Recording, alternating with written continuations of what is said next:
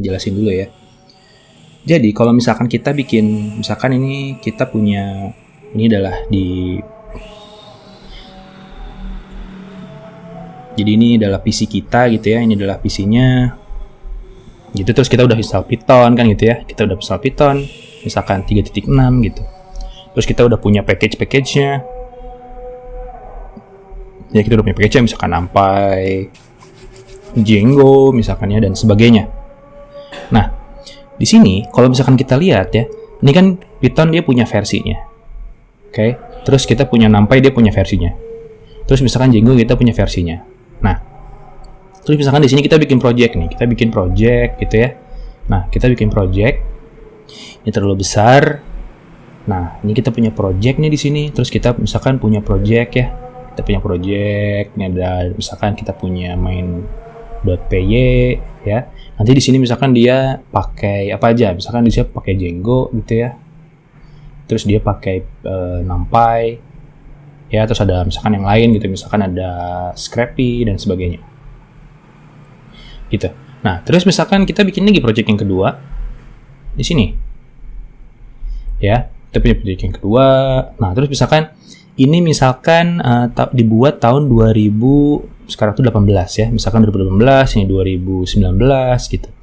Nah, misalkan suatu saat di 2020 ya, kita buat sebuah project ya di sini.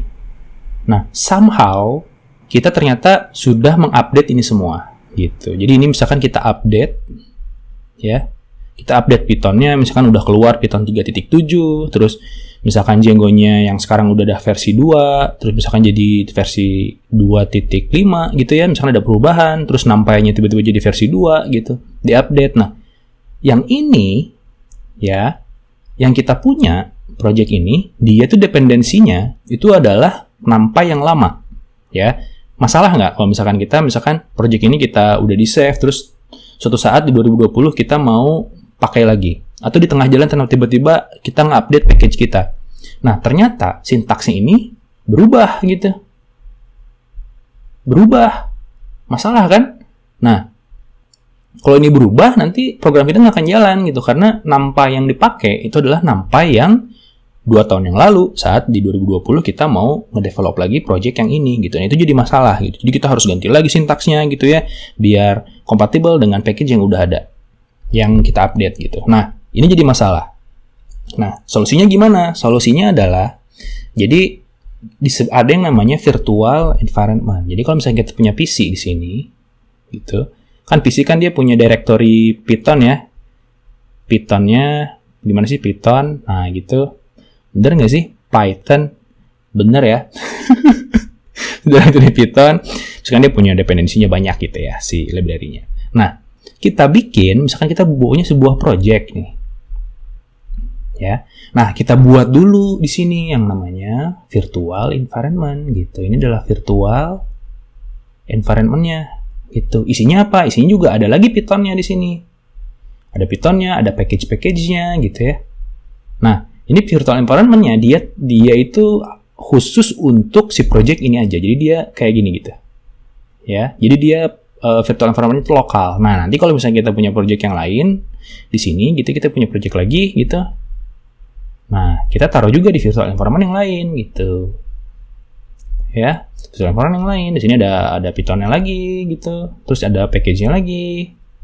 Nah, jadi ini beda. Jadi virtual environment itu beda antara yang atas sama yang bawah gitu. Bisa jadi beda. Misalkan yang ininya tahun 2018, yang ini 2020 gitu dibuatnya. Nah, ini itu akan membuat kita terisolasi dari yang PC kita yang utama gitu, si Python-nya. Ya, ini terisolasi nih. Nah, jadi nanti enaknya adalah kita bisa pastikan bahwa package kita itu dia fix gitu versinya.